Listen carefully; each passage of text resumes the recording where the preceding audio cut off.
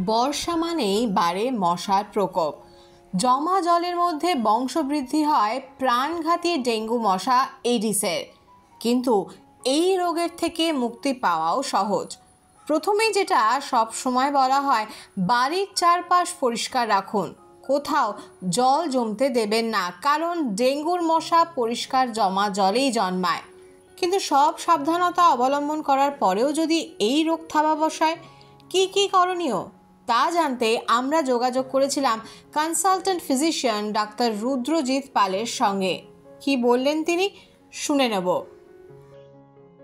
বড়দের হোক বাচ্চাদের হোক, মেইনলি জ্বর নিয়েই এটা প্রেজেন্ট করে। এবার জ্বর কমও হতে পারে, বেশিও হতে পারে। ওটা থেকে আলাদা করা যায় না যে কম জ্বর মানে ডেঙ্গু নয়, সেরকম নয়। আবার অনেকের হয় জ্বর থাকেও না, জাস্ট সারা গা হাত পা ব্যথাটাই মেইন সিমটম হয়। এবারে গা হাত পা ব্যথাটা ডেঙ্গুতে থাকে ঠিকই, কিন্তু ওটাই যে একমাত্র সিমটম। অনেকে ভাবে যে গা হাত পা ব্যথা নেই তাহলে ডেঙ্গু নয়, সেটাও কিন্তু নয়।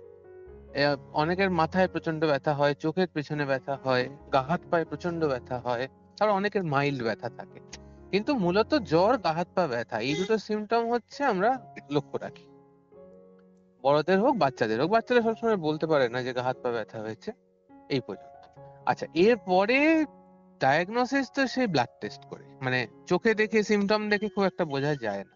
যে কোনো ভাইরাল ফিভারই জ্বর আসতে পারে, টাইফয়েডেও জ্বর, গা ব্যথা, মাথা ব্যথা হতে পারে। সুতরাং আলাদা করার উপায় হচ্ছে ব্লাড টেস্ট। আমরা ডেঙ্গু NS1 টেস্ট করতে পারি, অথবা ডেঙ্গু IgM করতে পারি। ডিপেন্ড করে যে জ্বরের কতদিনের মাথায় আমরা টেস্ট করছি তার হলো। এরপরে আমাদের ডেঙ্গুতে ভয় কি? ভয় জ্বর বা গা ব্যথা নিয়ে ততটা ভয় না, ভয়টা হচ্ছে প্লেটলেট কমে যাওয়া নিয়ে। প্লেটলেট যদি কমে যায় এবং ক্যাপিলারি লিক হয়, অর্থাৎ শরীরের ক্যাপিলারি থেকে জল বেরিয়ে যায়, তাহলেই কিন্তু বিপদগুলো হয়। Cytokine storm, shock, dengue shock syndrome, dengue haemorrhagic fever, এইগুলো। এটা হয় খুব কম টাইমে, মানে আমরা বলি জ্বরের প্রথম 7 দিনে যা হওয়ার হয়ে যায়।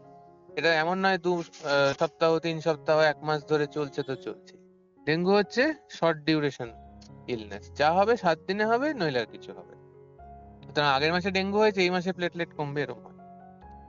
তো প্লেটলেট কমে গেলে তখন ব্লিডিং হতে পারে, স্কিনের নিচে লাল লাল দাগ হতে পারে, দাঁত দিয়ে ব্লিডিং হতে পারে, এইগুলো হতে পারে। আর শক সিনড্রোম হলে হঠাৎ করে টেম্পারেচার কমে যাওয়া, অক্সিজেন স্যাচুরেশন কমে যাওয়া, তারপরে গা হাত পা ঠান্ডা হয়ে আসা, ব্লাড প্রেশার কমে যাওয়া, এইগুলো হতে পারে।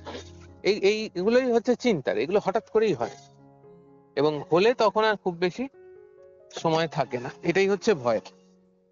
আর ট্রিটমেন্ট যদি বলো, ট্রিটমেন্ট হচ্ছে মূলত ওই সাপোর্টিভ, মানে ফ্লুইড রিপ্লেসমেন্ট, ORS দেওয়া, তারপরে ফ্লুইড দেওয়া, প্লেটলেট খুব কমে গেলে প্লেটলেট দেওয়া, এইগুলোই হচ্ছে আমাদের মেইন ট্রিটমেন্ট। কারণ ডেঙ্গুর ভাইরাস, অ্যান্টিভাইরাস বলে তো কিছু নেই। এবার তার উপর ডিপেন্ড করে সাধারণত 99% পেশেন্ট ভালোই হয়ে যায়, খুব বেশি চিন্তা থাকে না। এমন নয় যে ডেঙ্গু মানেই খুব চিন্তার কিছু বাকি।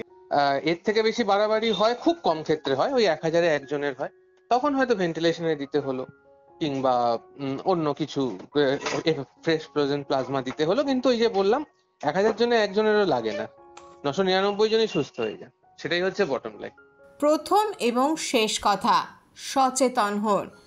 ও একটু জ্বর সেরে যাবে, ওভার দ্য কাউন্টার কিছু চেনা ওষুধ খেয়ে নিলেন, এমনটা করবেন না।